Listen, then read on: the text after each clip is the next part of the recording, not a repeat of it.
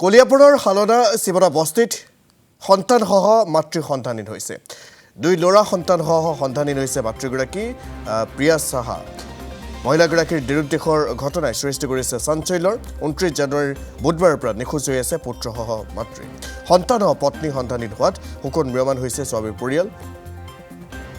মন্দিৰলৈ বুলি ওলাই গৈ আজিলৈকে উভতি অহা নাই এই মহিলাগৰাকী। ঘটনা সন্দৰ্ভত হালনা আৰক্ষী চকীত এজাহাৰ দাখিল কৰিছে স্বামী।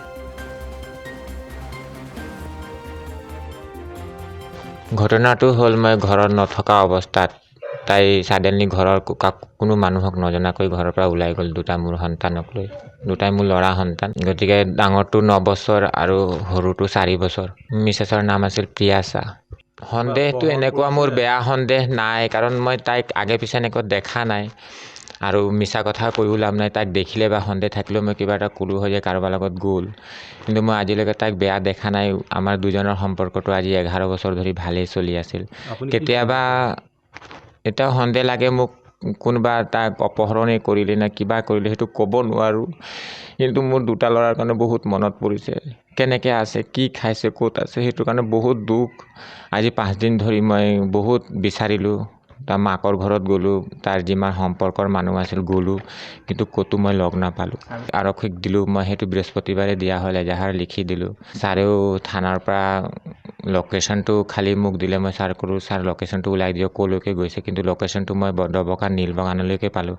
তাৰপিছত সন্দেহ এটা আছিল যে হোজাই তাৰ সিহঁতৰ সম্পৰ্কৰ মানুহ আছিল, গৈ লগ কৰিম বুলি মই যোৱাকালি হোজাইলৈকে গ'লোঁ। হোজাই সিহঁতৰ সম্পৰ্কৰ ঘৰৰ মানুহক গৈ মই বিচাৰিলোঁ, কিন্তু তাতো নাপালোঁ।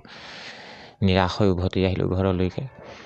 গতিকে মই এটাই কামনা কৰোঁ, মানুহে যদি য'তেই চাই মোৰ ফেমিলি মিছেছক বা ল'ৰা দুটাক সিহঁতে যাতে মোক কণ্টেক্ট কৰে, জনায়। ঘৰতে আছিলোঁ। আমাৰ বোৱাৰী চব খানা দানা বনালে, খালে। পোৱালীবিলাক খেলি আছিলে, গা পা ধুলে। মই বেংকতে গুচি গ'লোঁ। সি কেতিয়া ওলালে ঘৰৰ পৰা মই নাজানো। আমাৰ সৰু বোৱাৰীটো ঘৰতে শুই আছিলে। সিয়ে ধৰিব নোৱাৰে। কাজিয়া চাজিয়া আমাৰ লগত একো নাই। কি সন্দেহ কৰে আপুনি? আমি খালি মোবাইলটো অলপ চলাই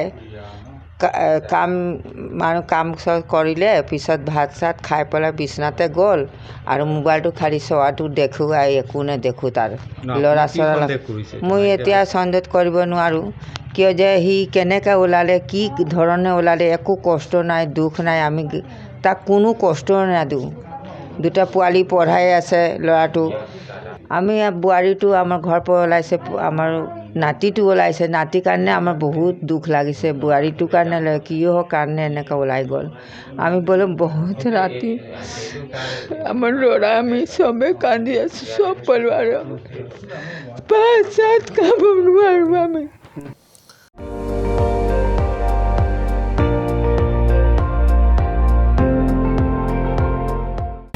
আপুনি চাই আছে ND24, সৰ্বশ্ৰেষ্ঠ নহয় সৰ্বোত্তমৰ দৌৰ।